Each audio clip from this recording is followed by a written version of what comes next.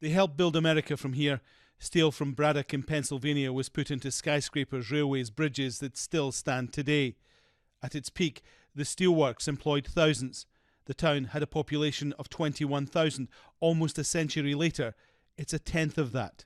The empty lots, boarded houses, a blighted reminder of the missing. The steelworks now employs about 600. Every lost job, a cut to the community.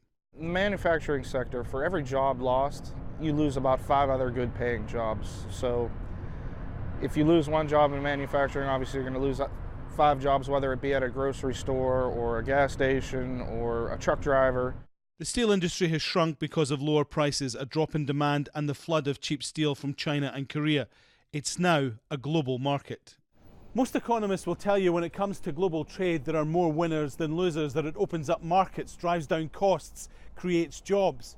But if you live in a town like Braddock, where the storefronts have been boarded up for years and jobs are disappearing, a cheap t-shirt and an inexpensive phone is little consolation. Tony Buba has lived here almost all his life. He's heard the politicians talk about bringing manufacturing back to the US. He's not so sure. First of all, I think they're just BS when they can say they're going to bring manufacturing jobs back to America, because it's just not going to happen. It's like, it doesn't the ordinary consumer that's going out buying, sheet metal and big rolls of steel. It's other manufacturers. So if they're not willing to buy right now, they're not going to buy in the future. David Rosenstrauss is the sort of person Braddock would like to see more of. He runs a few businesses, employs a few people, makes a few dollars.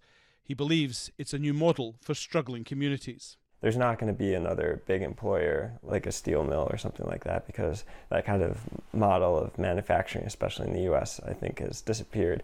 But I think that there's a lot of new enterprise, and there's a lot of tech companies and startups and things like of that nature that are attracting people here, of kind of what people refer to as a new economy. At the steelworks, there's a simple memorial to the men who died working here. The people in Braddock hope the plant itself won't ever become a memorial to a town that died. Alan Fisher, Al Jazeera, Braddock, Pennsylvania.